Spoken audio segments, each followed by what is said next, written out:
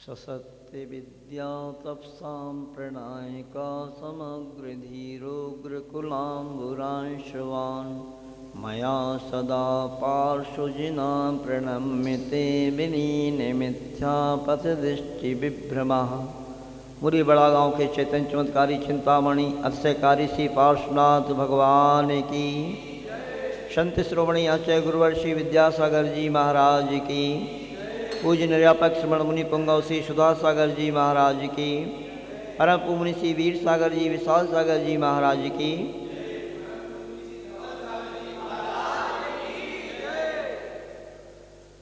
देखिए, इस संसार में बहुत मुश्किल से अनादिकाल से भ्रमण करते हुए इस जीव को मनुष्य जीवन मिलता है, और इस मनुष्य जीवन की कीमत हर व्यक्ति नहीं समझता है, और ऐसे ही अपने मनुष्य जीवन को खो देता है। बहुमूल्य चिंतामणि रत्न के समान ये मानव जीवन मिलता है, और इसको यहाँ वहाँ की बातों में निकाल देता है। इस संसार की स्थिति को समझाने के हिसाब से एक राजा ने अपने मंत्री से कुछ प्रश्न पूछे। बहुत ध्यान से सुनना। राजा ने कहा कि सबको बात समझ में आ जाए, तो मंत्री से प्रश्न पूछे। 4 प्रश्न पूछे। आप लोगों को भी ध्यान से सुनना है, और उसका उत्तर भी आपसे हम पूछेंगे। पहला प्रश्न पूछा राजा ने कि ये बताओ मंत्री जी, यहाँ हैं वहाँ नहीं। क्या है पहला प्रश्न? यहाँ हैं वहाँ नहीं। दूसरा प्रश्न है कि वहाँ हैं यहाँ नहीं। तीसरा था यहाँ भी नहीं वहाँ भी नहीं। और चौथा प्रश्न था यहाँ भी है वहाँ भी है। अब ये अटपटे प्रश्नों को सुनकर मंत्री जी को थोड़ा सा ऐसे लगा कि क्या राजा ने पूछ लिया है। तो कहा राजन, कुछ समय दिया जाए, इन प्रश्नों का आंसर मैं आपको समय पर दूंगा, इसके लिए कुछ समय दिया जाए। ठीक है, कोई बात नहीं, 1 हफ्ते का समय तुम्हारे लिए दिया जाता है। 1 हफ्ते के बाद मंत्री भी होशियार था, और उसने कहा राजा को भी कोई प्रैक्टिकल रूप में ही आंसर दिया जाए तो बात राजा को बहुत अच्छी तरह समझ में आएगी। और पहले प्रश्न के आंसर में मंत्री ने एक ऐसे व्यक्ति को लाके खड़ा कर दिया जो बहुत अमीर था, बहुत रईस व्यक्ति था, अटूट वैभव था उसके पास। राजन, आपके पहले प्रश्न का आंसर ये व्यक्ति है। ये व्यक्ति है? मुझे तो मुख से चाहिए, लेकिन राजन मैं तो प्रैक्टिकल रूप में देना चाहता हूँ आंसर आपके लिए। पहले प्रश्न का आंसर ये है, ये व्यक्ति बहुत अमीर है राजन, किंतु ये व्यक्ति जो वैभव मिला है इसका सदुपयोग इसने अपने जीवन के लिए कुछ नहीं किया। मतलब एक प्रकार से इसको वैभव मिला है, किंतु यह व्यसनी व्यक्ति है। व्यसनों में सारा वैभव अपना खो रहा है। इसलिए ये व्यक्ति को इस जीवन में सब कुछ मिला है। यहाँ तो ये है, किंतु वहाँ कुछ भी नहीं है। अगला जीवन इसका क्या होगा उसके बारे में कुछ कहा नहीं जा सकता। बात समझ में आ रही? अब दूसरे प्रश्न के आंसर में एक ऐसे व्यक्ति को खड़ा किया मंत्री जी ने जिसके पास अभी ज़्यादा कुछ नहीं था, किंतु वो व्यक्ति धर्मात्मा था। तो मंत्री जी ने कहा राजन, आपके दूसरे प्रश्न का आंसर ये है, यहाँ नहीं है किंतु वहाँ है। अभी इस व्यक्ति के पास यहाँ पर ज़्यादा कुछ नहीं है, किंतु ये व्यक्ति धर्मात्मा है, धर्म कर रहा है, तो वहाँ पर इसको सब कुछ मिलने वाला है। तीसरे प्रश्न के आंसर में एक ऐसे भिखारी को ला करके खड़ा किया।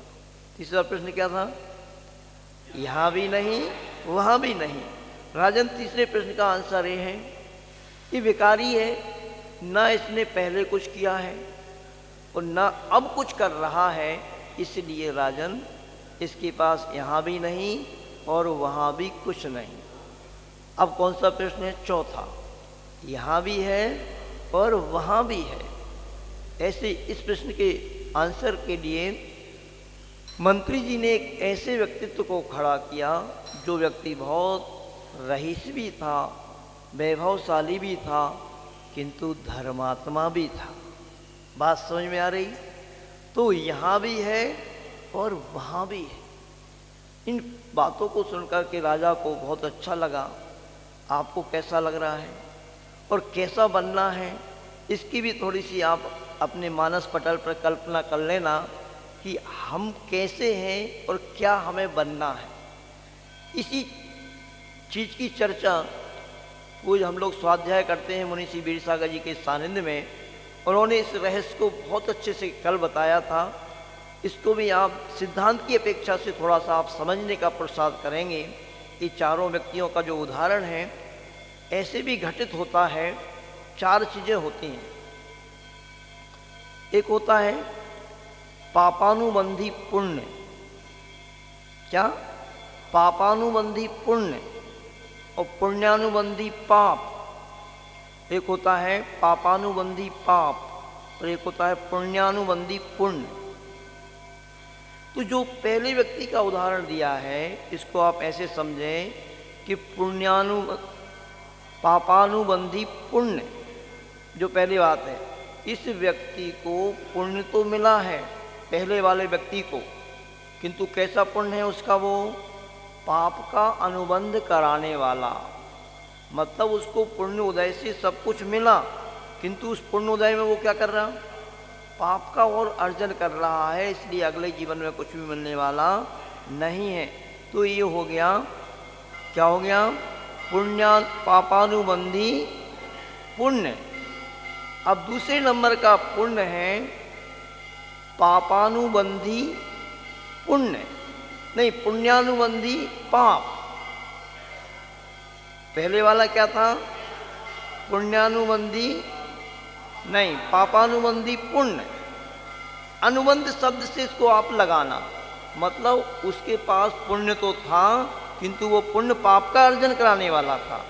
अब जो आ रहा है पापानुबंधी नहीं, पुण्यानुबंधी पाप। ये जो व्यक्ति है, जो गरीब है अभी, इसके पास पाप कर्म का उदय है, किंतु इसके पाप कर्म के उदय में भी ये व्यक्ति धर्म कर रहा है, अच्छे कार्य कर रहा है, तो इसके पाप का उदय भी इसको पुण्य का अनुबंध कराने वाला होगा। समझ में आ रही ना बात? तो ये मत समझना कभी भी कि पुण्य के उदय में व्यक्ति पुण्य के ही काम करे और पाप के उदय में वो व्यक्ति पाप के ही काम करे। ऐसा नहीं होता है, ये धारणा आप मिटा लेना, क्योंकि इस व्यक्ति का पाप का उदय है और ऐसा ही होता है, पाप के उदय में ही व्यक्ति को धर्म रुचता है। पुण्य के उदय में धर्म की सामग्री तो मिलती है किंतु धर्म करता नहीं व्यक्ति। ऐसे व्यक्ति ज़्यादा मिलेंगे आपको आज वर्तमान में, जिनके पुण्य कर्म का उदय तो चल रहा है किंतु वो पुण्य करते नहीं। अब तीसरा पापानुबंधी पाप। जो तीसरे नंबर का व्यक्ति है भिखारी, उसको क्या है? पाप कर्म का उदय है, पाप कर्म के उदय से वह भिखारी बना और उस पाप के उदय में वो और पाप ही कर रहा है, भीख मांग रहा है, और भीख में भी जो मांग के ले जाता है तो उससे दारू पी लेता है, भांग खा लेता है या वहाँ के व्यसनों में खो देता है वो पैसा, तो वो पाप को ही अर्जन करने वाला हुआ करता है। अब जो चौथे नंबर का है वो कौन सा है? पुण्यानुबंधी पुण्य। उस उदाहरण से आप समझेंगे। इस प्रकार का ही करने का पुरुषार्थ करें। जिन व्यक्तियों के लिए वैभव प्राप्त हुआ है, ऐशो आराम में जो अपने वैभव को लगा रहे हैं, तो उसके साथ साथ पुण्य के उदय में आपको वैभव मिला है तो आप मना नहीं है, ग्रस्त अवस्था में आप रहते हैं, ग्रस्त हैं, तो आप उसको भोगों की सामग्री में भी आप लगाएंगे, किंतु उसके साथ साथ यदि आपको अगला जीवन भी अपना स्वर्णमय बनाना है तो आप पुण्य के उदय में यदि आपको वैभव मिला है तो उससे पुण्यानुबंधी पुण्य को आप और बांधने का पुरुषार्थ कीजिए। क्योंकि इस समय जो वातावरण चल रहा है, सिर्फ और सिर्फ वही व्यक्ति यहाँ पर सुरक्षित रहेगा जो अगली सौभाग्य से उसको पुण्य के उदय से उसको वैभव मिला है, तो वो उस वैभव को सदुपयोग करे प्रभु की भक्ति करने में, प्रभु के अच्छे अच्छे कार्य करने में, दान देने में, ऐसे अपने सौभाग्य को प्राप्त करेगा तो वो अपने जीवन को सफल बना सकता है, अगला जीवन भी उसका स्वर्णमय बन सकता है। नहीं तो ये कोरोना महामारी जो चल रही है वर्तमान में, बहुत भयावह स्थिति को लेकर ये आ रही है। और जो व्यक्ति धर्मात्मा हैं वो व्यक्ति यदि इसमें और अपने पुण्य को बढ़ाता है तो वही व्यक्ति सुरक्षित रहने वाला है। और यदि जो व्यक्ति पापी भी है, यदि वो भी अपने आप को संभालेगा और पुण्य के काम में अपना मन लगाएगा तो वो भी सुरक्षित हो सकता है। बहुत संभलने का समय है। प्रातःकालीन बेला में पूज्य मुनिवर वीर सागर जी महाराज बहुत अच्छे से यहाँ पर बड़ा गांव में अरहम योग का ध्यान करा रहे हैं। आप अपने घर बैठे इस अरहम योग का भी लाभ ले सकते हैं, अपनी मानसिकता को भी सुधार सकते हैं। और एक बात और ध्यान रखना, इस कोरोना महामारी से डरना नहीं, डरने से कोई काम नहीं, इससे लड़ना है। और लड़ना कैसे है? आप भगवान की पूजन करें, आराधना करें, स्तुति करें, जाप दें। जैसे मैंने कल बताया था ना, 2 जाप विशेष रूप से आपको देना है। यदि आपके पुण्य को आपको गाढ़ा करना है ना, तो एक अमोघ अस्त्र तो शांति धारा है। इस शांति धारा श्रावक के लिए बहुत अमोघ अस्त्र है। इससे आप जिस क्षेत्र से जुड़ करके जहाँ से भी शांति धारा करना चाहें, यदि आपके नगर में मौका मिलता है तो वहाँ पे करें, या फिर क्षेत्र भी ऑनलाइन आप समाचार भेज करके कर सकते हैं। और एक चीज़ जो है वो है प्राणायाम योग, महाराज जी करा रहे हैं प्रातःकालीन बेला में। इससे आप जुड़ करके ऑनलाइन घर से भी प्राणायाम और योग करके अपनी इम्यूनिटी को बढ़ा सकते हैं और अपने आप को सुरक्षित रख सकते हैं। बोलिए संत श्रोमणी आचार्य गुरुवर विद्यासागर जी महाराज की, बड़ा गांव के सहकारी चिंतामणि पार्श्वनाथ भगवान की।